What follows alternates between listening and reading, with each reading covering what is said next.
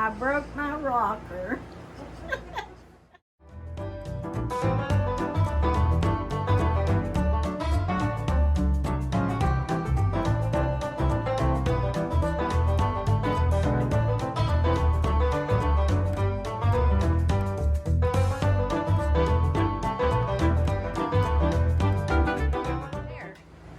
Hey, thanks everybody. I got me a new chair.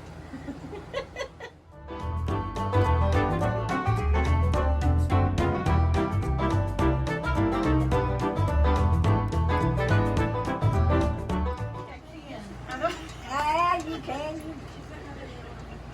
We're just at home. You're fine.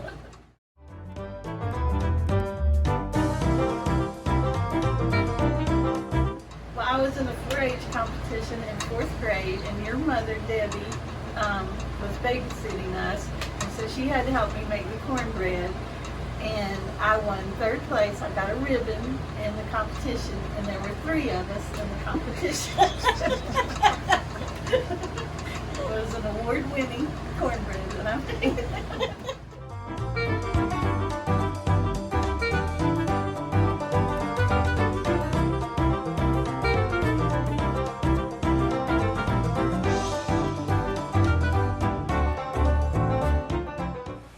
Hi, I'm Granny Linda, and tonight I'm going to make a upside down cake for Forrest for his birthday. Tomorrow's his birthday, and I'm going to make him an upside down cake. I'm putting a whole stick of butter in my iron skillet. I'm going to let it melt. I'm sure he will be glad because he loves to test our food. He's our tester.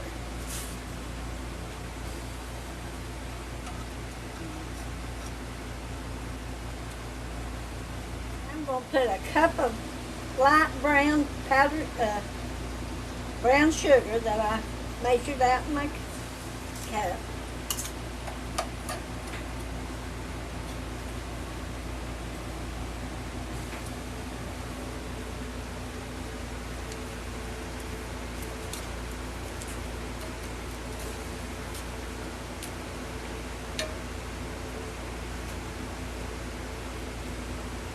And then I'm going to put my slices of pineapples on top.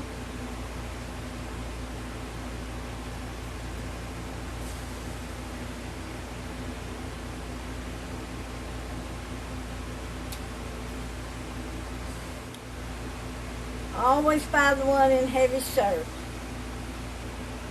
Del Monte. And I just buy the round ones. Which I buy any of the pineapples that's in heavy syrup because we like to eat them. Now, I've got I got 6 pineapples in here. I'm going to lay them flat. And I'm going to leave them there until I get my cake made up. Now I'm going to make my cake. And I cheated a little bit. I went and bought me a box of pineapple supreme. And I'm going to pour this in the box, in the bowl, and it's going to take 3 eggs,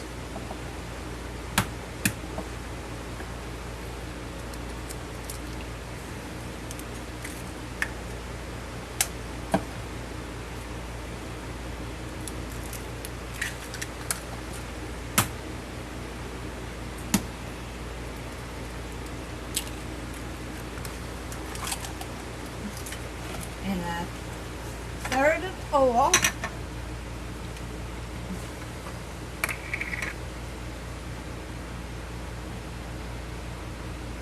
well, that's all I had.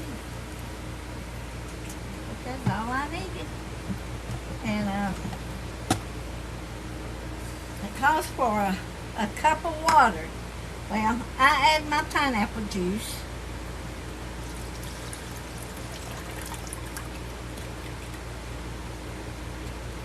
And then I will fill it rest up with water. I'm going to pour that in my cake mix.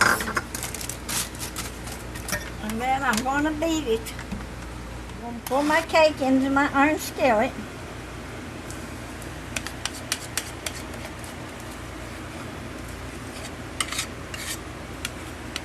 hopefully it don't run over in my skillet. The skillet don't run over into my oven.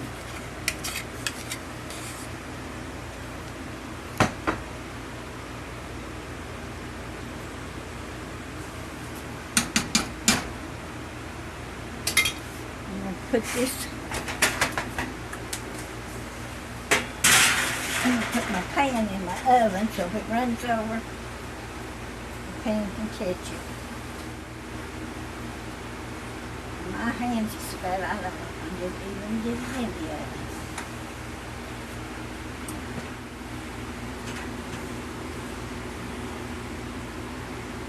When I baked my cake, I baked it in a black iron skillet. So I put the temperature on 325 and I baked it for 35 minutes. I got it out of the oven and I'm going to let it rest here about 10 minutes before I attempt to turn it over in a plate.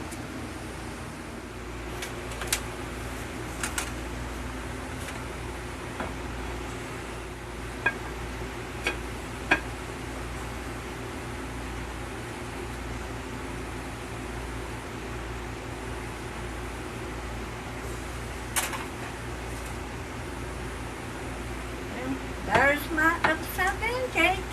Thank you, Mick. Well, I had to get Mick to dump it for me because I was afraid I'd drop it. So now I'm going to put my cherries on top. I don't bake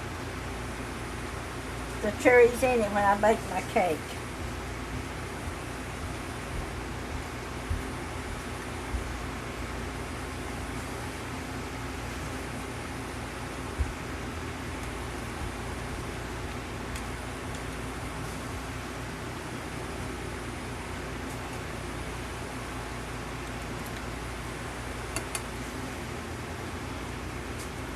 There you go. Now, Forrest, happy birthday.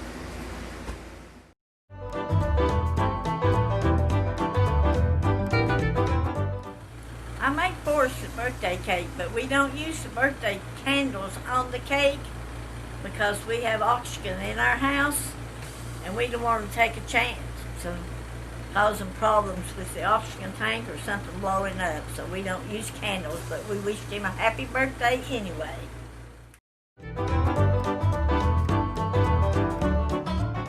Today we're making potato soup. I peeled and sliced my potatoes, put them in the water, and now I've got some onion, carrot, and celery. And I'm going to put it in the water and let it all cook together. And when it starts boiling good, I'll put some salt in it. And we'll let it boil till it gets the potatoes and carrots and stuff done. And then we'll put our other stuff in it. Okay, I sliced my potatoes and cooked them. And now I'm taking my old potato masher and I'm mashing them up real fine because I don't like big hunks of potatoes in my potato soup. And then I'm going to stick half a stick of butter. And I'm going to pour some cream. When I make my soups, my potato soup, I use evaporated canned milk. Any kind of canned cream is what I use. About a fourth cup. About a fourth cup of cream. And I'm going to put the can of cream of potato soup in it.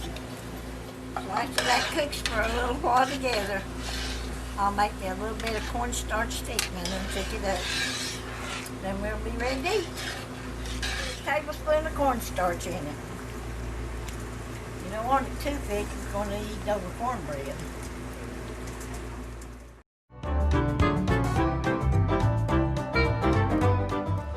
Hey, Forrest here, and we're at Granny's house today, and it's my birthday, so they made some potato soup for me, and some cornbread, and some delicious pineapple upside down cake in a skillet, and we have some homegrown beets right here. And I've never had a homegrown beet. I've had beets before, but they come from the store, and there's a huge difference. So if you haven't, make sure you get some of these and or grow some or find somebody that's got some. So anyways, let's try the potato soup here with some cornbread So good. But would you expect anything else? This is yummy. There's carrots and potatoes. Yummy.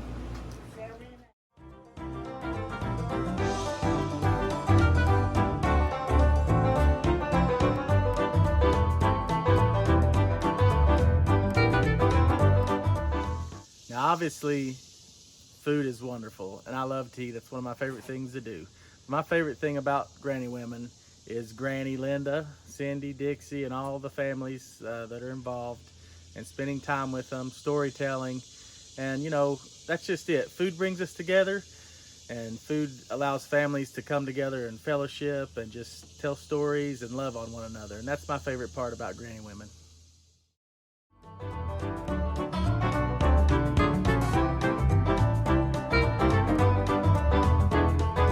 Feed them all the time. Mountain oysters ain't nothing but hog balls. But if you fry them right, you can't tell it from tenderloin. No. Because Daddy used to trick us growing up, and he'd go cut everybody in the neighborhoods hog balls off, and then he'd bring them back, and it's mountain oysters. And we'd eat you them. have to make a bar out of them if you want to eat them, because the stud hog is not any good to eat. You need to make a bar out of it, so They the have to be meat's not snipped. the meat's not as strong. So you have to have them snipped. We take ours to the vet, or actually, one of the RNs, one of our friends that we go to church with, his wife cut ours this year, but they would just eat a bitty. But Daddy'd wait and get them big ones. He'd cover a whole sandwich. And we'd eat them. We didn't know. They was pretty good, I thought. It wasn't often we got meat. Every day was beans. So we eat them. He'd bring it home, cut it up, and fry it, and Mom would make a big pan of biscuits, and he'd take it to work, and then after them women got their bellies full, he'd tell them what they eat, then they'd all go throw up. But I've They even eaten were actually rattlesnake. good. Yeah, he used to eat rattlesnake. I had to cook rattlesnake, and rattlesnake is real good. It's got like a sweet chicken taste, but it chews real tender. But when you swallow, you feel like it slithers down your throat. So no, I couldn't handle much of it, but I have cooked it for Daddy. I don't know about taste testing those.